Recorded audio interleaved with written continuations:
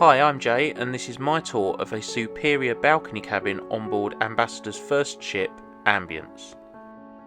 A word of advice: don't get your hopes up by the word superior. The cabin you're about to see is what most companies would refer to as a standard balcony. This is the larger of the two types of balcony cabin on Ambience. You have Premium, which has a slightly smaller balcony, but the same surface area as the superior. To be totally honest with you, we couldn't tell the difference between a premium and a superior balcony cabin. Superior and premium balcony cabins have a surface area of around 19 metres squared and feature twin beds which can be converted into a queen size. The beds were pretty comfortable but lacked the firmness some people may like in a mattress. You can expect a single bedside unit with a lamp consisting of 4 shallow drawers suitable for underwear and smaller items, and the person on the other side will have to make use of the drawers in the desk. The writing desk and vanity unit features 4 shallow drawers, a bedside reading light, a phone, tea and coffee making facilities, and you have a British and an American plug socket in addition to a USB port. Adjacent to the desk you have a hairdryer on the bulkhead and a full-size vanity mirror.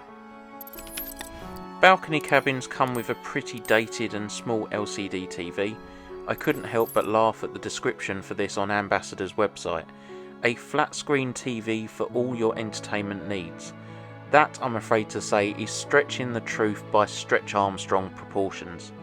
The TVs you get are the most basic in the industry. There is no access to movies on demand, streaming services such as Netflix, and the picture quality is very low res. You get a handful of news channels, a couple of channels which play a limited number of films on a loop, and a very blurred image of the ship's forecastle from the bridge. Now, I understand none of us are going away on holiday to watch TV, but in an age where we could be forced to self-isolate, it is nice to know we have a decent TV facility there to keep boredom at bay. Storage is pretty generous in these cabins, with an open wardrobe to hang your clothes and leave your shoes.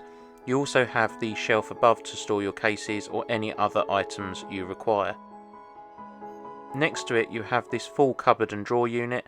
At the top you have a cupboard which has a shelf and a digital safe, and below you have a decent number of shallow drawers which has just about enough depth to store trousers and shorts, etc. We now come on to the bathroom, and my god is it dated. Good old Ambassador have done nothing in these bathrooms apart from change the soap, and I don't even like that. You get a wash basin with foam tap, a couple of glasses to keep your toothbrush and toothpaste, a shaver plug socket, 3 mirrors, 2 of which have cupboards behind them with some shelving, and you get a large shower by cruise ship standards. The water was discharged at a decent pressure and temperature. However, I'm not a fan of shower curtains, particularly one that looks very used.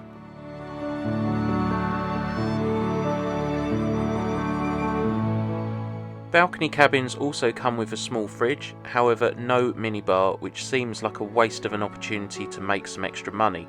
I for one like knowing there's a minibar in the cabin in case I wake up thirsty in the night.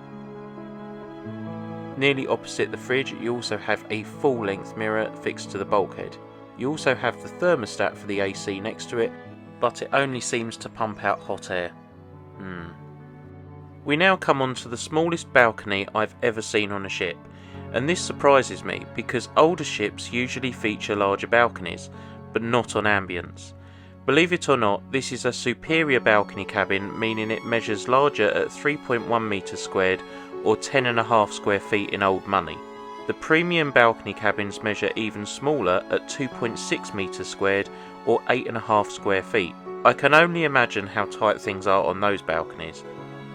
The biggest problem is the lack of depth, meaning you struggle to open and close the door with the deck furniture you're given. You get a couple of chairs, a table, no handrail as you would expect on any other ship in the world, but you do get some of the nice deck effect AstroTurf, which does freshen up the balcony a little bit, and it's pretty nice to walk on. So that was my tour of a superior balcony cabin on board Ambience. Let me first outline the positives.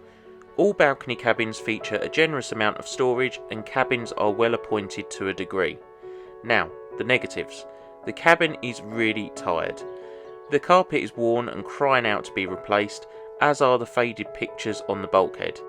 The mini fridge smells stale and musty, and the fixtures and fittings are incredibly dated and need to be replaced. This cabin, like other parts of the ship, are desperate for renovation. If you're somebody that goes on a cruise and you just see your cabin as a place to sleep and you're not too bothered whether a cabin is tired and dated, then you probably won't have an issue.